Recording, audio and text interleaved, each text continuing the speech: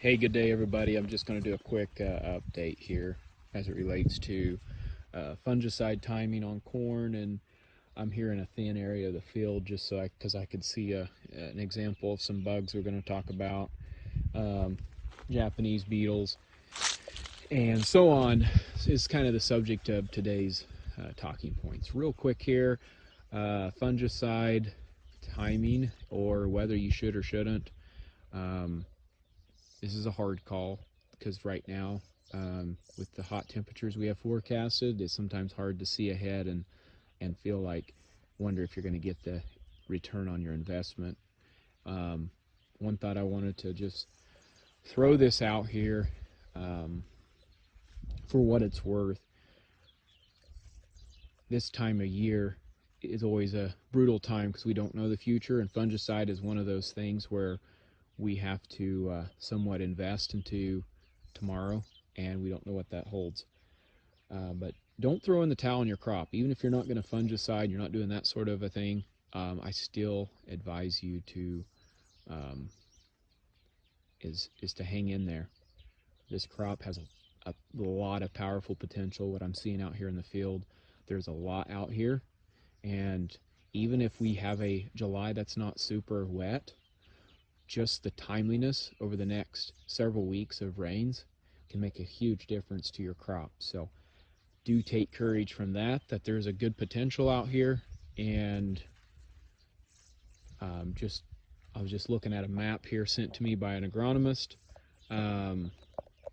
He was talking about how this is the driest ever in the last 130 years or something like that, between March and July. Absolutely dry, and we still have crops that are looking fairly well overall. And even last year, with as dry as it was, for many areas, just the timeliness of the rain is what the yields resulted in. It should have been worse than 2012 in some areas, and we did not see that. So yields and hybrids and timeliness of rains is everything, really, when it comes to corn production. So hang in there. Other thing I want to mention to you is a little bit here on these Japanese beetles. So, when we have silk clippings here, we can get really concerned. But I think the threshold from a university's threshold is like 3 per ear when it's less than 50% pollinated. And then we also can use a metric where we see the silks are cut within ½ an inch of the husk. We're starting to get that here, right on this one right here, but I'm still going to say it's probably around 30%. The majority of the silks are still intact, and this is an open area where they've probably bumbled their way into the field and landed in this open area here. When as I walk out into the depth there, I'm just shooting this from here because I wanted you to understand a little bit what I'm looking at.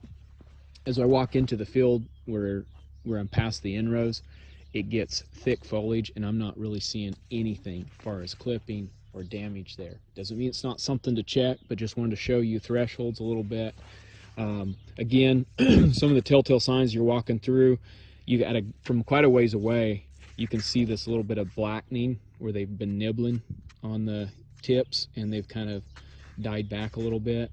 That's something, as you walking through, you can see that from a little ways away, that dark look, and that's been some past clipping there. Last thing I wanted to throw out, just as a caution, is the aspect of running insecticide.